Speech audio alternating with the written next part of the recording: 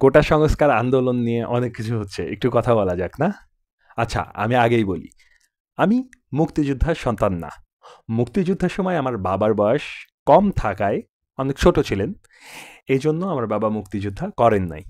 তবে আমার আপন চাচা, আমার বাবার আপন ভাই, তিনি মুক্তিযোদ্ধা ছিলেন এবং তিনি শহীদও। মুক্তিযুদ্ধে তিনি মারা যান। তো আমি সরাসরি মুক্তিযোদ্ধার ছেলে না হলে মুক্তিযোদ্ধার ভাতিজা হয়ে এই মুক্তিযোদ্ধাদের সম্মান নিয়ে আমার একটু সেন্টিমেন্ট আছে।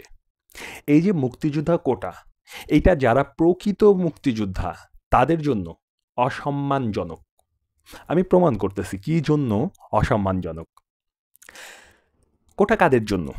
পিছিয়ে পড়া জাতির জন্য। দেখুন, এটা বাস্তব কথা যে ছেলেরা মেয়েদের থেকে একটু এগিয়ে গেছে বিভিন্ন জায়গায়। ছেলেদের থেকে মেয়েরা একটু পিছিয়ে পড়েছে। ছেলেরা বেশি চাকরি, বিভিন্ন ক্ষেত্রে বেশি চাকরি পায় বা বিভিন্ন কারণে মেয়েদের থেকে ছেলেরা একটু এগিয়ে, কিন্তু মেয়েদের আগাতে হবে, এই জন্য মহিলা কোটা আছে। আবার কি, বিভিন্ন গোষ্ঠী আছে, পাহাড়ি বিভিন্ন গোষ্ঠী আছে, বিভিন্ন উপজাতি আছে যারা পিছিয়ে পড়া জাতি। তাদেরকে উন্নত করার জন্য কিছু সুবিধা দেওয়া হয়, সেটা হচ্ছে কোটা। যেহেতু তারা পিছিয়ে পড়া জাতি, সেহেতু এই কোটা তাদের জন্য প্রযোজ্য। তো মুক্তিযুদ্ধের এই কোটা দিয়ে আমরা কি প্রমাণ করতে চাই যারা মুক্তিযুদ্ধের বংশধররা আছে তারা পিছিয়ে পড়া জাতি? কিংবা সাধারণ ছাত্রছাত্রীদের সাথে কম্পিটিশন করার মতন যোগ্যতা মুক্তিযোদ্ধার বংশধরদের নাই? এটাই কি প্রমাণ করে না এই মুক্তিযোদ্ধা কোটার জন্য? একটা প্রকৃত মুক্তিযোদ্ধা, হ্যাঁ, কিছু আছে নামে মুক্তিযোদ্ধা, সুবিধা নেওয়ার জন্য মুক্তিযোদ্ধা হয়েছে, তাদের এগুলো ভালো লাগবে কারণ তারা সুবিধা নেওয়ার জন্যই তো মুক্তিযোদ্ধা হয়েছে। কিন্তু একজন প্রকৃত মুক্তিযোদ্ধা, তার বংশধরকে যদি পিছিয়ে পড়া জাতির সাথে একভাবে রাখা হয়, এক স্থানে রাখা হয় যে এরা পিছিয়ে পড়া জাতি, কিংবা এরা সাধারণ ছাত্রছাত্রীদের থেকে এরা অবহেলিত, এরা কম্পিটিশন করতে পারবে না, এদেরকে কোটা দিয়ে সুবিধা দেওয়া হোক, এটা কি অসম্মানজনক না? অবশ্যই এটা অসম্মানজনক। একটু চিন্তা করে দেখবেন। আমি কোনো মুক্তিযোদ্ধাকে ছোট করব না, আমি কোনো মুক্তিযোদ্ধার বংশধরকেও ছোট করব না। তবে আমার কথাটার কোনো যুক্তি আছে নাকি একটু ভেবে দেখবেন, ভাবা উচিত আপনার। কোটা যে একবারে থাকবে না তা না, কিছু কোটা তো আমাদের দরকার আছে। কিছু প্রতিবন্ধী কোঠা দরকার আছে, অল্প কিছু নারী কোঠা দরকার আছে, খুবই সামান্য কিছু কিছু ক্ষেত্রে। তাও কিছু জাতিগোষ্ঠী যারা এখনো পিছিয়ে আছে তাদের কোঠা দরকার আছে। তবে এই কোঠা যারা পিছিয়ে আছে তাদের জন্যই দরকার। কোঠা সম্মানী কোনো জিনিস না। সম্মানী ভাতা মুক্তিযোদ্ধা পায়, এটা একটা সম্মানী জিনিস। ভাতার জন্য কেউ তো আর মুক্তিযোদ্ধা করে নাই, ঠিক না? তবে এটা একটা সম্মানী জিনিস। কিন্তু যে জিনিসটা পিছিয়ে পড়া জাতিকে দেওয়া হচ্ছে, যে জিনিসটা দুর্বলকে দেওয়া হচ্ছে, একই জিনিস যদি মুক্তিযোদ্ধার বংশধরকে দেওয়া হয়, মুক্তিযোদ্ধার রক্ত যার শরীরে আছে সে কেন সুবিধা নিয়ে একটা চাকরি নেবে? সে লড়াই করতে জানে, তার রক্তে, তার রক্তে লড়াই করার প্রতিভা আছে এবং সাধারণ শিক্ষার্থীদের থেকেও বেশি আছে লড়াই করার প্রতিভা, সাহস, ধৈর্য আছে। তবে হ্যাঁ, আন্দোলনের কিছু আবার দিক খারাপ আছে। আমাদের দেশে যে কোনো আন্দোলন, একটা গার্মেন্টসে যদি বেতন কয়েক মাস না দেয়, রাস্তা আটকে মানুষকে জিম্মি করে আন্দোলন করে। কোটা সংস্কার আন্দোলন, রাস্তা আটকে আন্দোলন করছে। আচ্ছা, আমাদের অধিকার আদায়ের জন্য আমরা কি অন্য মানুষের অধিকার হরণ করতে পারি? পারি না।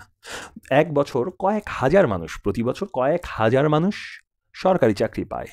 তাদের অধিকার আছে যে কোটা সংশোধন করার দাবির, তাদের অধিকার আছে আন্দোলন করার। তবে ওই রিক্সাওয়ালাটার কথা চিন্তা করেন তো, যে ৩০০ থেকে ৫০০ টাকা জমা দেয়, তার উপরি যদি সে কিছু ইনকাম করতে পারে, তার ওই দিনের খাবার খরচ হয়, দিন আনে দিন খায়। তার কথা চিন্তা করুন। তার আপনার আন্দোলন, আপনার অধিকারের আন্দোলনের কারণে সে যে আটকে আছে, আপনার কি, আপনার অধিকারের জন্য আপনার কি অধিকার আছে তার খাবারের অধিকারটা নষ্ট করার? একটা সিএনজি চালক দিনে ৯০০ থেকে ১৫০০ টাকা জমা দেয়।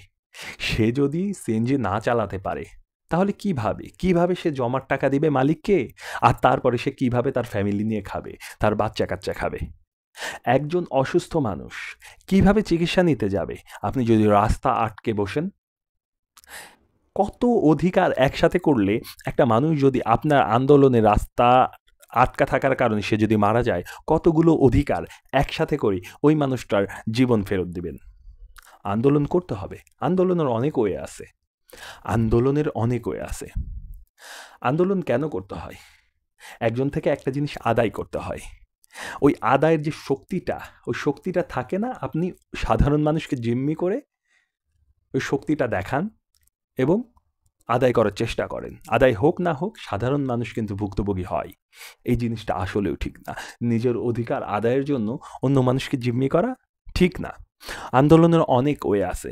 চিন্তা করেন, অনেক কিছু, সব কিছু তো আর ক্যামেরার সামনে বলা যায় না। তবে একটা ছোট্ট উদাহরণ দিই।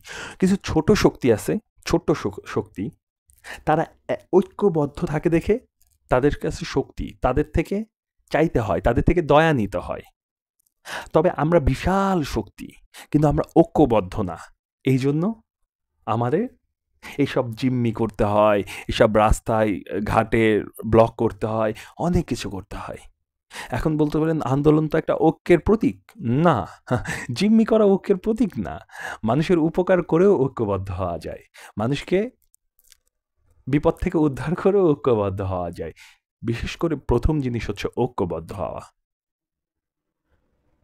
আপনার অধিকার অবশ্যই আপনি আদায় করবেন। অনেকগুলো ওয়ে আছে আদায় করবেন। এখন সমাজ পরিবর্তন হইছে। ওই আগের রাজপথের আন্দোলনটা, হ্যাঁ, বৃহত্তম স্বার্থে তো রাজপথে আন্দোলন করাই যায়। যেমন ধরেন এখন দ্রব্যমূল্যের দাম সিন্ডিকেটের জন্য বেশি।